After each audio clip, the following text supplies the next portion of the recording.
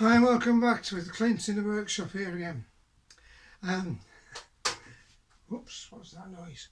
The gremlins are at it again. This is the fourth attempt I've tried to make this video, and what it is, as soon as I try to alter the camera angle, I accidentally touch one of the control bits sensitive on the screen, and it stopped the video and finished, so I have to start it again. I'm hoping it's going to be okay this time. So I'm going to carry on the theme of the versatility of the 4-jaw chuck, but today different. Going to do a little bit of machining, and it's different also because never done this before, and that is we're going to reduce the thickness of this turning tool. It's a lathe turning tool, and normally I would do it on the milling machine over there, okay, but there's the milling machine. So you just clamp it on the vise and just mill at the bottom surface.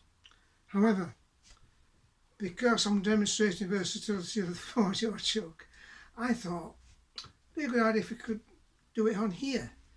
Now, it's okay if you people have got all the attachments on lathes that I know with you've got something you're going to tell me, you get a vertical slide, put it on there, no problem, and then you can put a cutter inside in an arbor or whatever in the spindle.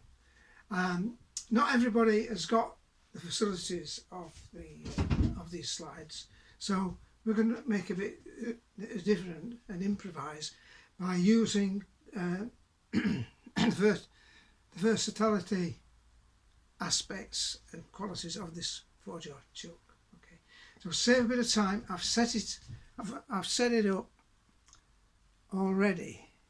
Okay, you can see that. I want to point out one or two things. Incidentally, no announcements this week because I haven't had any more notifications. No more subscribers this last week, 0. So I'm hoping we're going to machine this, and I'm hoping that will attract someone to subscribe to the channel. It'd be very nice if you do, and comments. Okay, so we're going to carry on here. I'll try to not move the camera about as much as possible because well, I'll have to postpone everything. So you'll notice also on this piece here, this is important. This is another aspect of it what you need to pay attention to. On this tool here, it's for a big lathe, something like an 8.5 inch or 7 inch. By that I mean maybe 17 inch swing lathe for you United States people who are watching.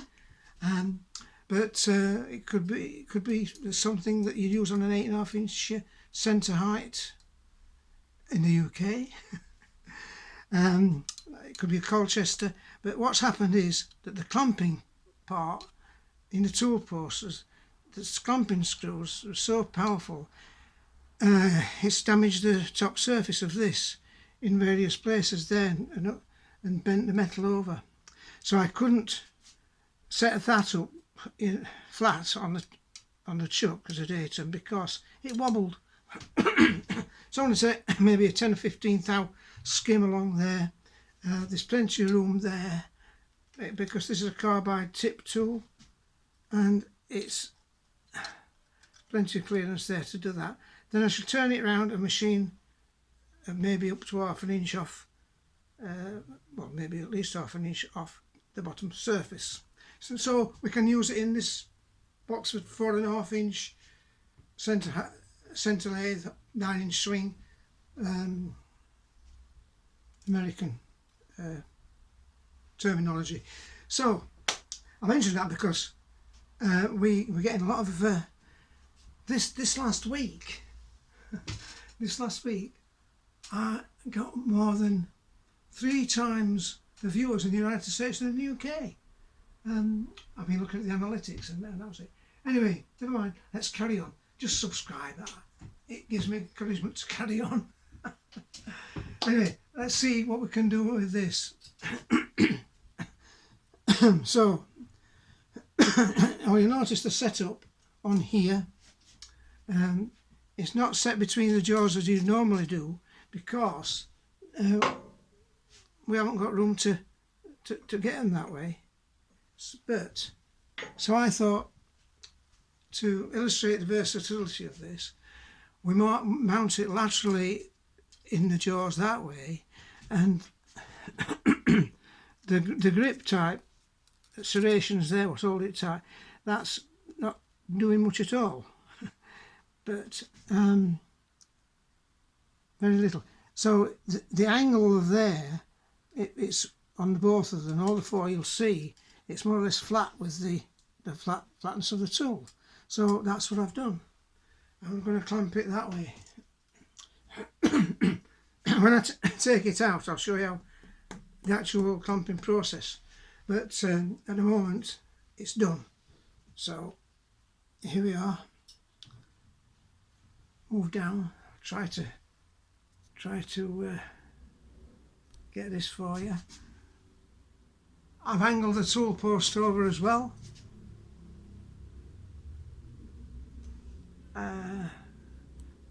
As you can see, at about 45 degrees angle, it's a locked position I can do on this 4-way tool post. So let's see how near we can get. I'm going to try to adjust the thing. When I'm trying to do these videos, you know, it's very difficult to find out where that's the cutting tool bit there. Oh yes. Oh, that's good. I think that's a good angle. I think we can go ahead at that. All right. So I've centralised it as much as I can, and now I'm going to. I've made a little mark there to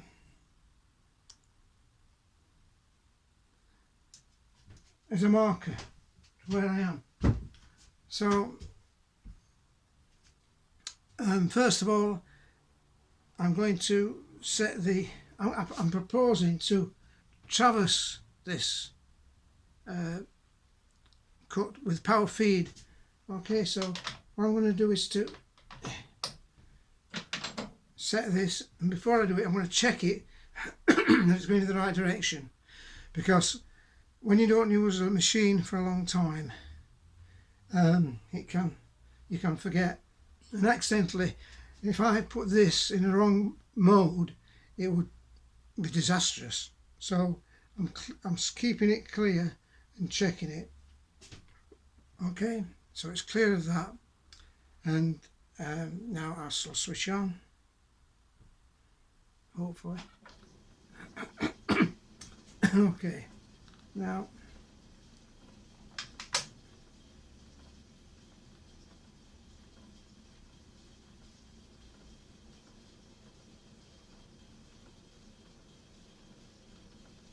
it's not just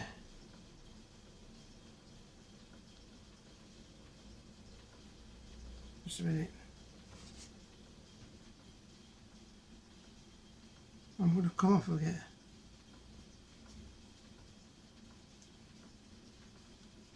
Okay, I want to speed it up.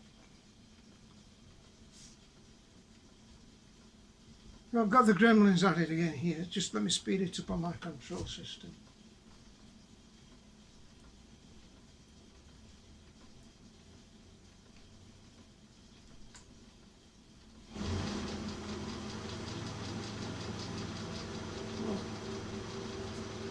So I'll check that I've got it in the right mode,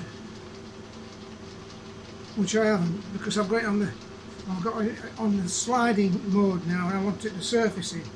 So that tells me that I've got it wrong. So I'll put it on the surfacing mode and do a check again, and that's going that way. But in actual fact, it's going in the traversing in the opposite direction, so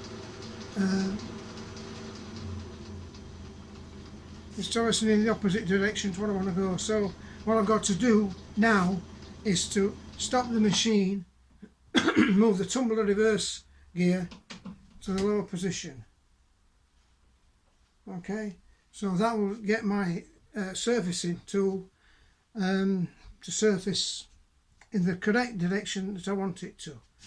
I've also got to just put a little bit of lubrication on that part.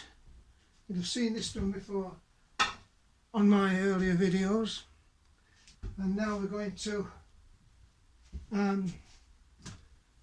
attempt to make a new surface and renovate this this lathe tool. Okay, so here we go. Let's see.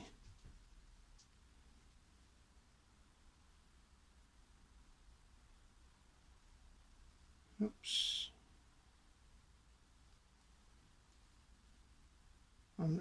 You can't see me. I'm not going to move the camera to show you this because I'll probably switch the whole thing off. So I'm coming down here. You may be able to see a marker that I've made on there.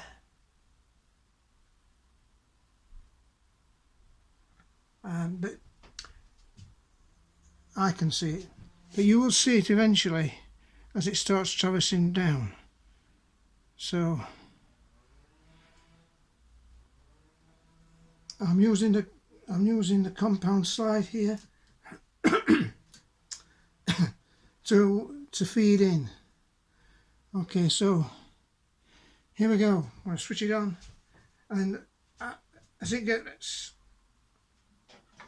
moving, I'm going to speed the machine up to get it doing quicker.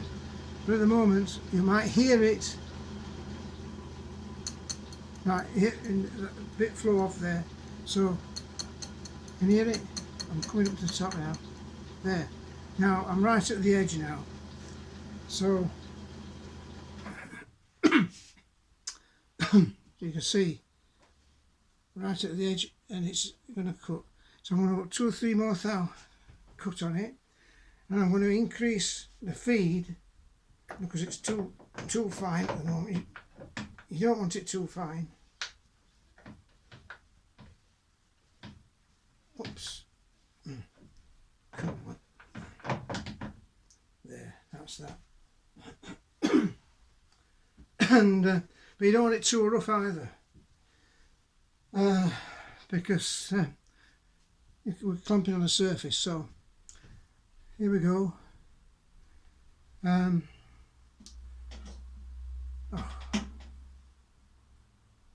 Gremlins at it again.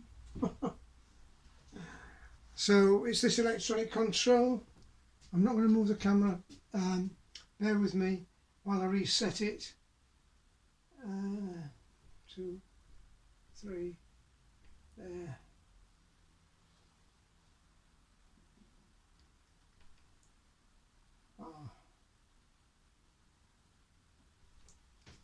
The problem with this variable speed control device is that it won't let me switch it on with the Dewhurst lead electric switch here. So I switched it off with it, won't let me switch it back on. I've got to do it with the electronic device. So I'm going to just reset it again now.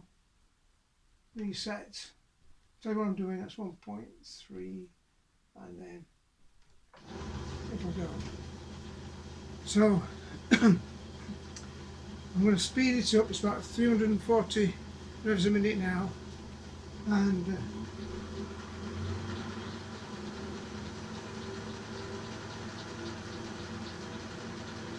I'm going to say about 600 RPM. Just because the surface speed at the outer perimeter is quite fast compared to this when it's a smaller diameter. So here we go, we're all clamped up. I'm I'll start cutting. You'll see the cuttings coming off it any time now.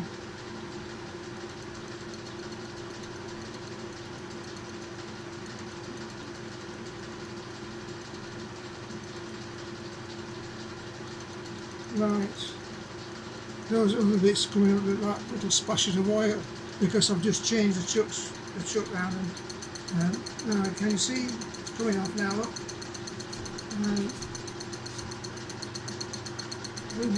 It's difficult to see what's happening until it's finished, so you've got to bear with us on this one. But it is cutting it, and all you can see is the bits flying off from the tool.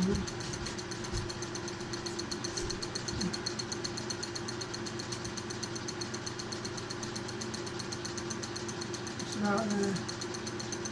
Yeah. So we've got about 3 inches to go in.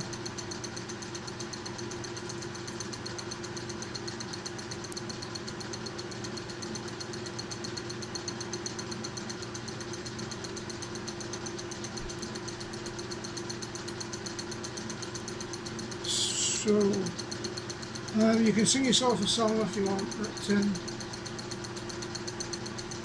it's only hitting on one edge at the moment because it's clearing the tool cutting area, which is a bit lower, but soon it will be hitting the other side of it.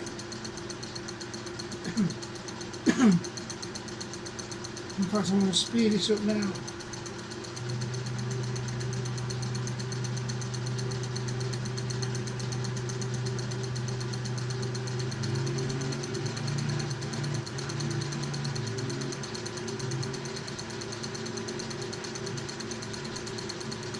About 700 RPM now.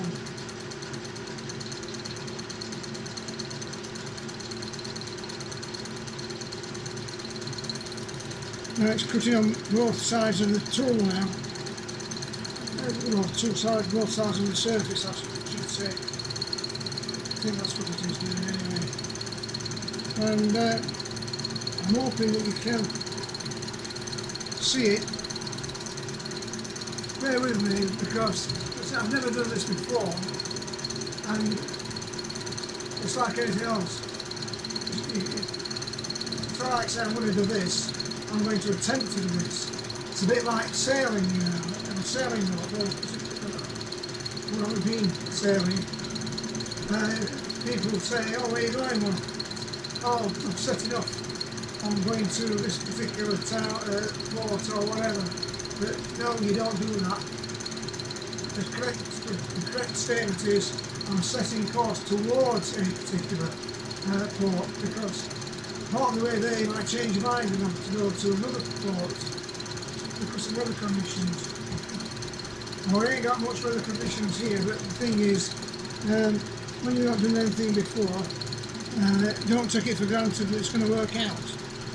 It's a calculated risk based on previous experience. Now some people won't have thought of doing this at all, but pretty soon you'll see the results that we've got so far. I think it's clearing up most of it. There might be a little bit that's missing, but we can alter that. I don't know whether you can see it. I can't see it through the camera. Difficult. You have to bear with me. I could do with another camera, but it's on this mount that I made, so it's a pretty, it's doing a pretty good job really. Even if you can't see it, I can. I want to do some machining. I've not done any machining for a while, and I hope that it might attract a few more of our viewers to subscribe to my channel. We'd like to get a few more subscribers. Didn't get any last week at all. But we got some, the views were longer, the time viewed. Now when you're setting this up in this 4-jaw chuck as well, it's all guesswork, but it's you've got to look at it sensibly. It's guesswork in as much as you've got the serrations around the chuck, and set it up as uniform as possible, and that's good enough for this particular application. We're getting closer to the centre of the thing now, which I think is about 3/4 of an inch wide or something like that. Yeah, that tool is about 3/4 of an inch wide, so when it gets to 3/4 inch diameter, you'll see it cutting normally. And then what I can do is to take it off the cut, and we'll see what the result is, whether it's cleaned it up enough. I don't want to take too much off this top piece, because it's the height reduction I want, which is going to be off the bottom piece. So let's hope that it's done it, or will do it. I'm cutting now about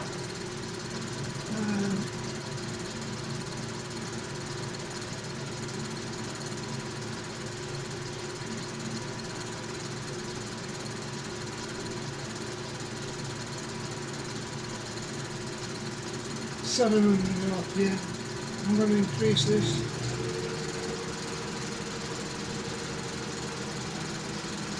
It's about 800 now.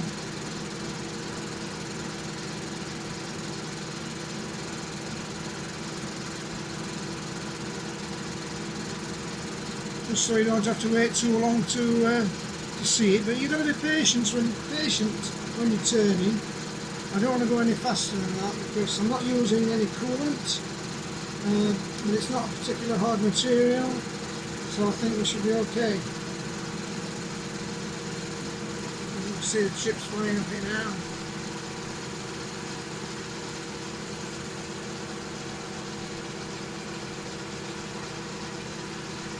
I'm getting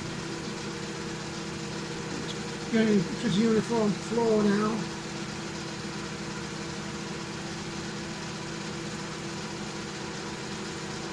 Must be nice to have a super camera, folks, but the budget doesn't run to it at the moment. Now let's see, because I need 1,000 subscribers before I can attract any advertising revenue. Apparently, I don't think that might ever happen, but I'm approaching the centre of the workpiece now, so I shall be taking it out of the auto feed.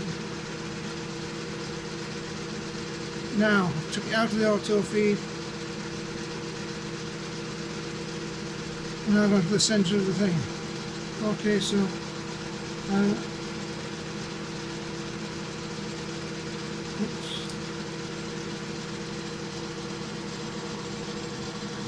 stop the machine. Like that. And there you go. There you can see. Oh, I think you can see. Yeah. Okay. I'm going to point out to you now. We've got that damage with the screw, it's still there. Okay. So if I wanted to, I could take another cut off that, but you get the general idea. If I take another cut off that, it'll make it a bit small maybe for what I want, but yeah, if it would interfere with the actual carbide, so I'm going to have to leave that as it is. But I could get rid of it by coming in and facing the side of there where that is, and I'll probably do that later, but at the moment that is all we're looking at. So what I can do is I'll check the, look, can you see that? Nice and straight, nice straight edge. That's the centre of the thing. And incidentally, I don't think that's a bad guess, because you see the rings on that part there of the workpiece there. Okay, it's pretty much spot on. But as I say, it's a little bit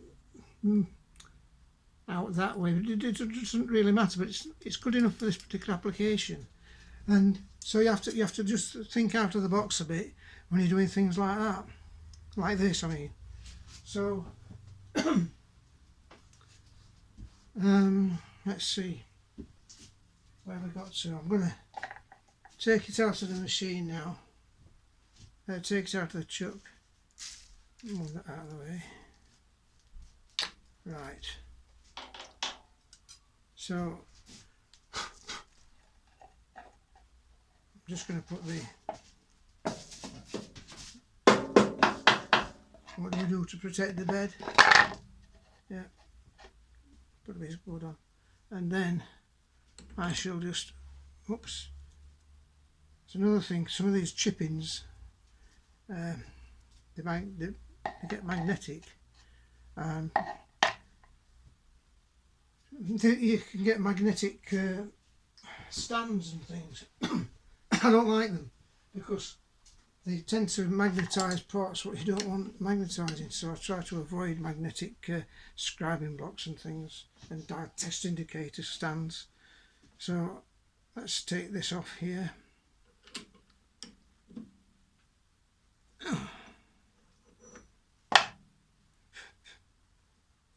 Take that out.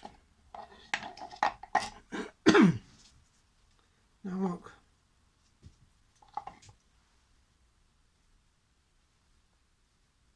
see, that's a nice surface, it's nice and flat. So I can turn it around now and do the other side. Okay, so I would do it by moving it there and then checking that those outer rings sort of balanced as much as you can, get them balanced.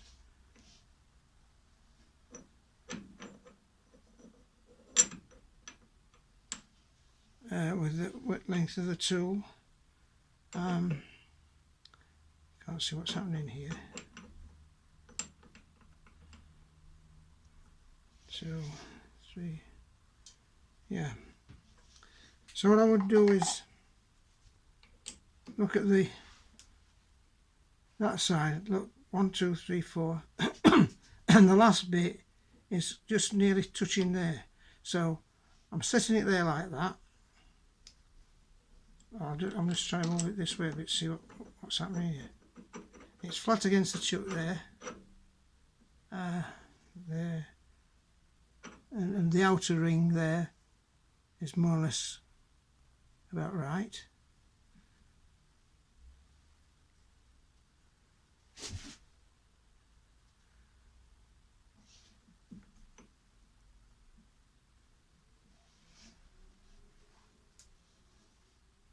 Oh yes, I know what's happening. You see that bit there? That could have been done with grinding off first, but it doesn't matter. I shall just leave it. 1, 2. Okay. So I'll just move that up a little bit. It doesn't really matter. Oops.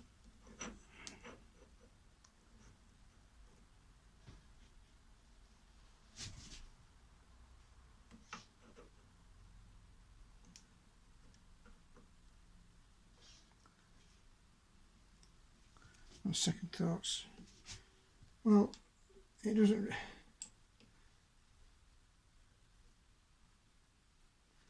because I've 2 and 2,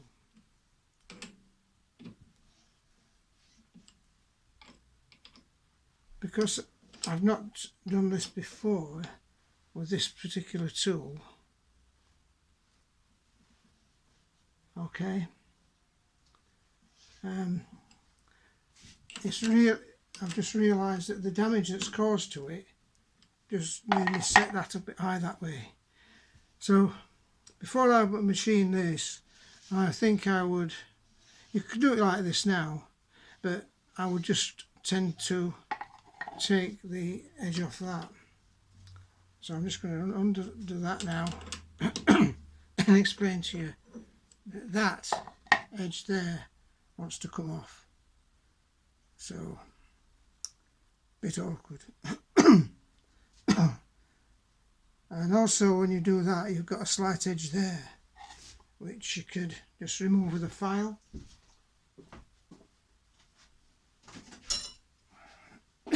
Like so.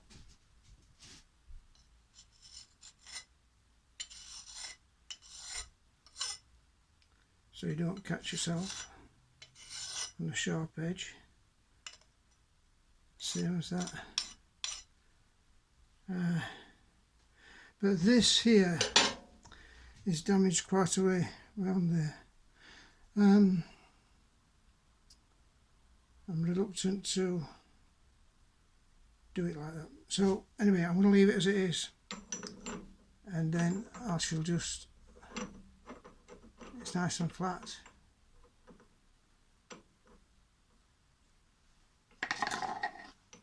So what I'm going to do is to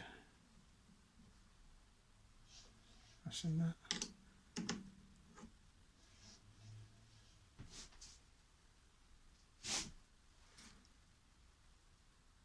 It's gripping on the thing, okay. So that's that. So it's a little bit off, but it doesn't really matter. Now before you start machining, then make sure that it's flat up against the chuck, and you use your sentences, and that sounds solid.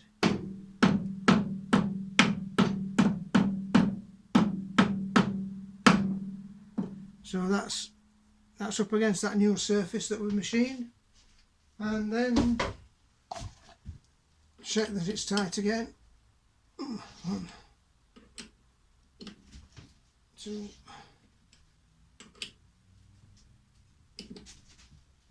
3. Oh, sorry, you can't see what I'm doing here, can you? Oh, you can. 4. Sorry, I lost you for a few moments then, but I just forgot to readjust the camera. But and that's it. You'll notice then that what I was telling you about it, it's a bit set off more that way because of that damage that I showed you there. Okay, so that's okay. We can sort of set off at that. I'm going to do the same thing again, and we'll machine this surface. I'm not going to take the 1/2 inch off. I'm just going to take a skim. Let's see, oops. What's happening here? Yeah, we're still online, folks. Yeah, we're still online here.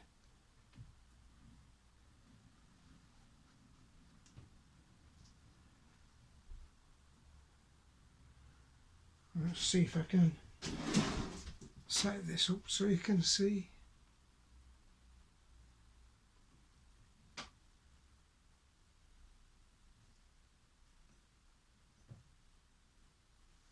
I don't know if you can, because it's very difficult to.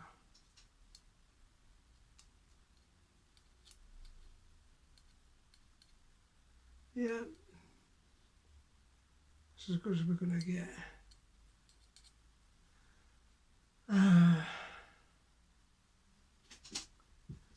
Let's see if I can move a bit more. That's the edge of the tool. You'll get a better view of the camera than I can. I'm going to come down now. I'll touch this here with a tool, and just to get the idea of the position of it, lock it into position and reset the thing to 0, compound side to 0, winding back out now. Okay, check again that you can see before I set off what we're going to do here, and that's the tool point what we're looking at. So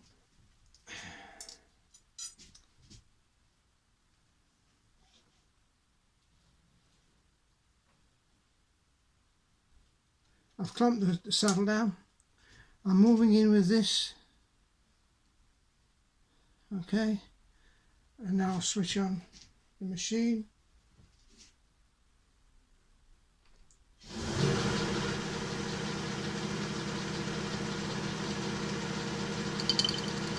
Hear it.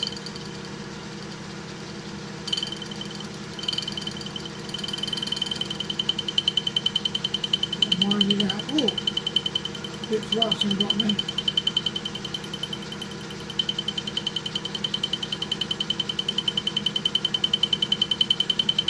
Whoa.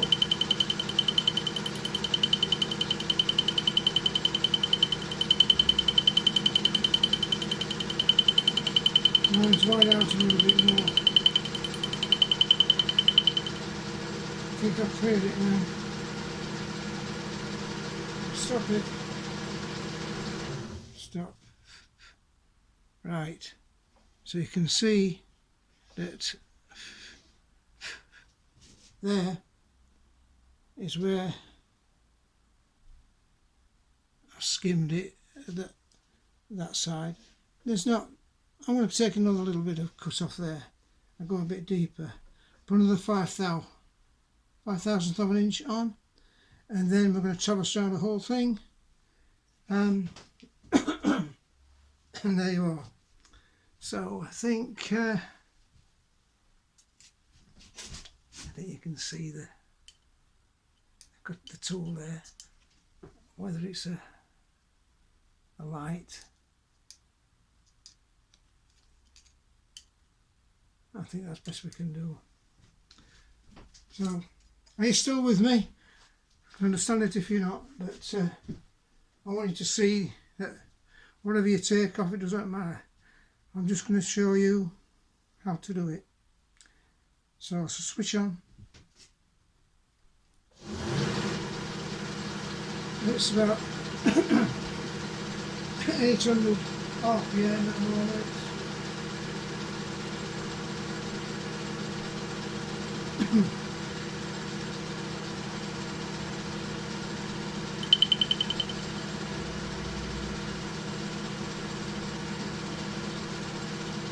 I'll put another maybe 5 or 7 thou on, and then I'm going to apply the surfacing function, and there you go.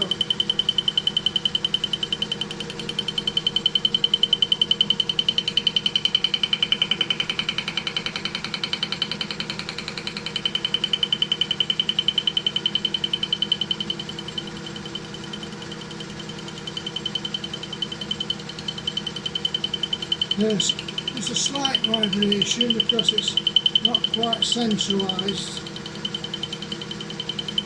but should do it.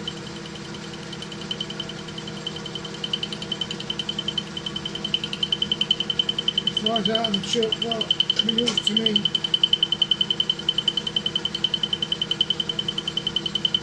I don't think it will. The light is wobbling a bit.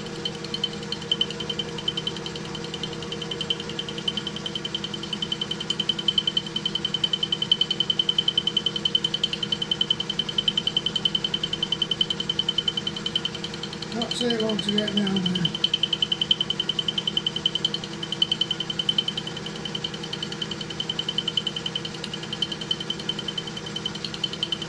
See if I can see what you can see.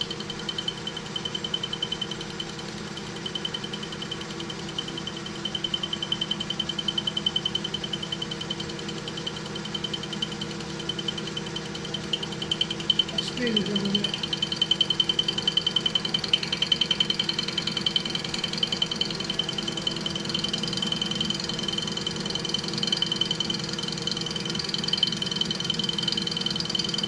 I don't like this.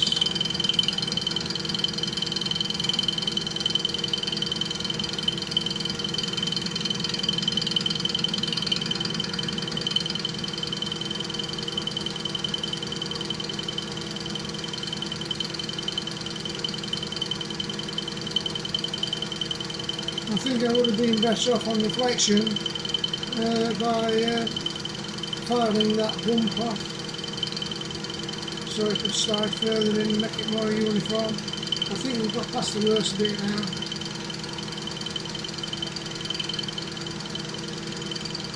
So I'll just keep it as it is. Sorry, different camera I use. Well, light angles that is.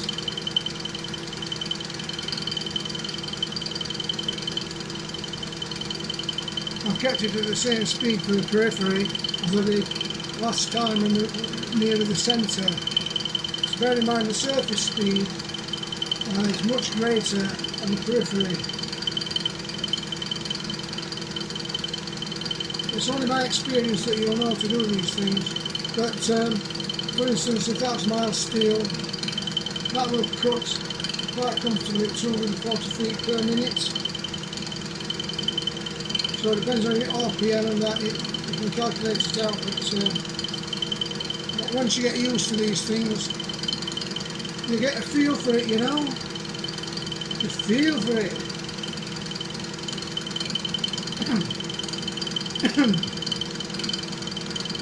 Why do I don't want to go any faster than this? Whoa, I've got a little disturbance on the RPM. The gremlin's at it again. It's really frustrating that I thought that the RPM altered slightly. It was intermittent. It's because of the electronic control system. Maybe I need a new one. But I've been playing all morning. I'm just hoping that it will be okay on this, for this demonstration. Obviously, I will do a lot slower speed and a much heavier cut. So if I was, I'm going to move half an inch of it. Why am I just showing you this? Because if it takes too long to take half an inch off, and I would have to use coolant or carbide tool, which then again could present problems because the carbide tool has got intermittent loads and they don't like it. And if I put coolant on, I don't want to do that. It splashes all over the place. So all I'm doing is just showing you the method of doing it.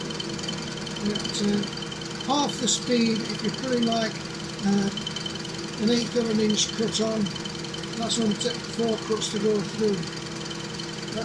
This machine might take up to maybe, I was at an 1/8 of an inch comfortable. Take 3 cuts at that, or 4 cuts, and then maybe 10 or 15 down like this to finish it off.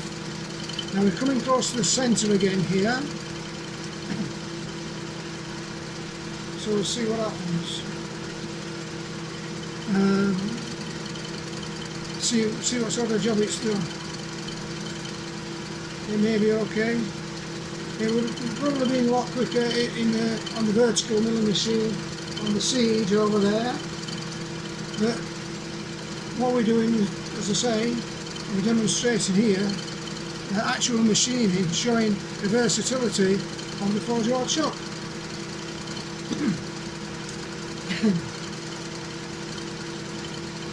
So before you leave a comment, remember that.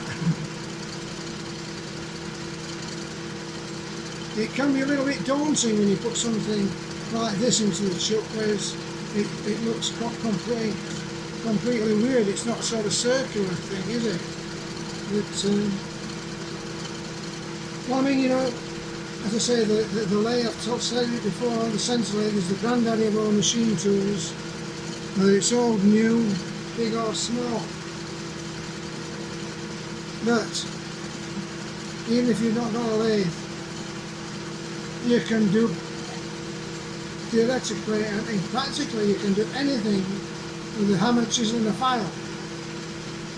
Yes, hammer, chisel and a file. Someone told me that, and it took me a long time to realise what they meant. When you think about it, with a hammer and a chisel, you could chisel chunks of metal into shape, file them into shape, and make the wheel. Well, it's a lot easier now, we don't have to reinvent the wheel. Now then, we're coming to the centre of the workpiece. I'll stand by to cut out the sliding surfacing, which I've cut off now and just finished it by hand. That should take us right to the bit there, which should have turned it off. Little bit there, we can still get rid of that. There, that's no problem. And there we are.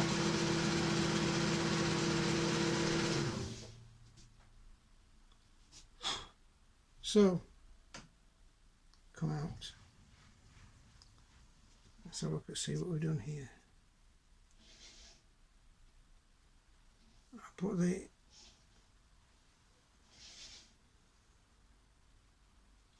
it seems a little bit harder on that side somehow. But it's a flat surface, that's the thing.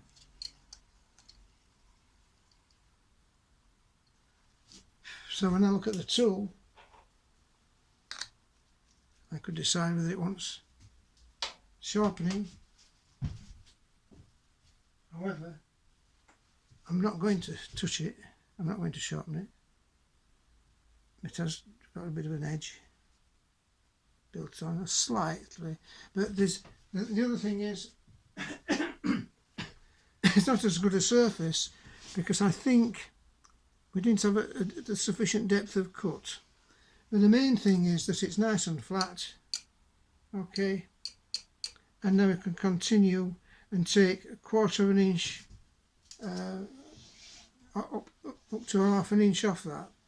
What I'm going to do is to just take, I'm not going to do it right now because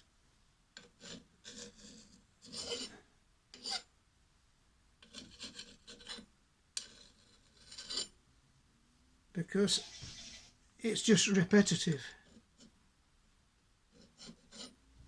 But what we're saying here, if that was the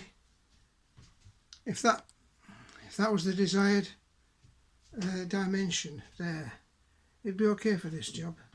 The finish is a bit rubbish, so we'll get a better finish than that. But this is the first cut, and like all first cuts, sometimes they do, and there's not much there. It's missed a little bit there, I can just see. So there's not been enough cut on it to make it more uniform. Like that's the reason anyway. I'll show you.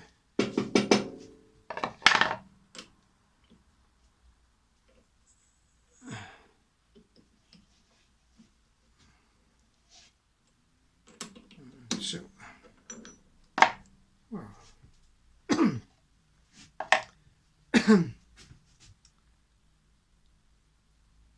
not as uniform as that, is it? We know about that. That's no problem, I could take that off that one. But there's a bigger cut on that one and it's made a better fit. That's interesting to note, that, folks, because if you don't put a big enough cut on and it's just skimming and scraping over the surface, you don't get as good a finish. However, it doesn't really matter to this for this demo. But I'm going to just scrape the sharp edge off there. And, now, okay, that, just put this away here.